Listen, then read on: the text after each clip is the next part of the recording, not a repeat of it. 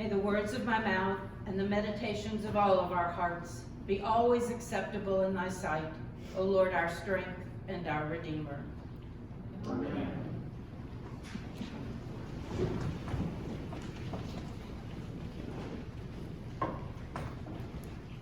Most years on this first Sunday in Epiphany, we hear the readings of the wise men visiting Jesus and the Holy Family, bringing their gifts of gold, frankincense, and myrrh.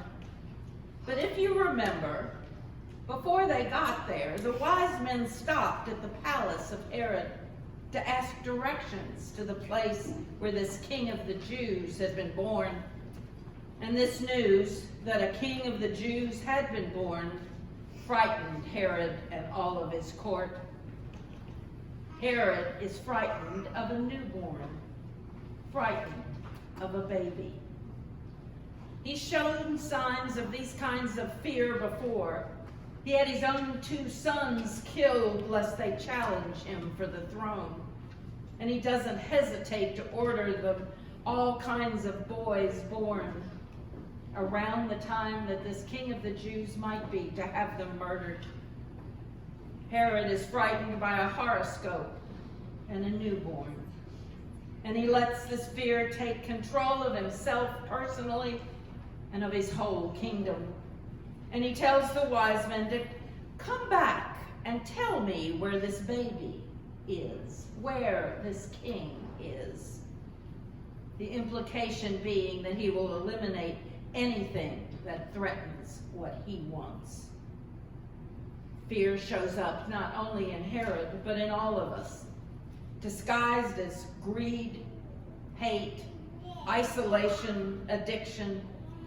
It hides in many forms, but it always makes us smaller, separating us from one another, dividing us into opposing camps, never even looking for a common ground. Fear steals away our joy and our possibilities. But the wise men meet Jesus and go home by another way. And that is what baptism is supposed to do. Show us another way to go home. Herod thought that this child born as a king would want the same kind of power that Herod and the Roman Empire thought was important. What Herod and later Pilate and the Jewish leadership didn't get was that Jesus came to show us another way. A way of love and joy, a way of uniting and caring, a way that's entirely different than the way of the world. And this is what baptism is.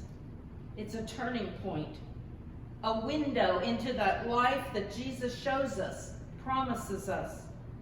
What baptism should be is an outward sign of an encounter with God that shows us another way to live and to work and to learn, another way to go home. Today, Peter's father and mother, his godparents, his grandparents, and his great-grandparents will make promises on behalf of Peter, promising to rear him in such a way that he always sees that there is another possibility, another way to live, another way to love and to prosper. I hope that they can already see this, that they've had an encounter with God, so powerful that they're able to see that God has a different way, a way more powerful, more lasting, and more joyful than the temporary power that the world promises us. I'm told that Jesus says in Scripture, do not be afraid 365 times, once for each day of the year. May we know that we are surrounded by the heavenly host, whispering love and joy to guide our way. And as we renew our baptismal vows today, along with those who will guide Peter, may we remember that there is another way, a way of love and a way of joy. In the words of the mystic poet Hafiz, he says, I sometimes forget that I was created for joy.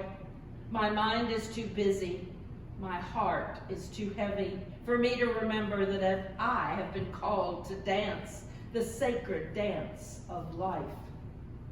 I was created to smile, to love, to be lifted up, and to lift others up.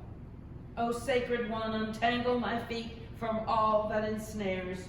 Free my soul that we might dance, and that our dancing might be contagious.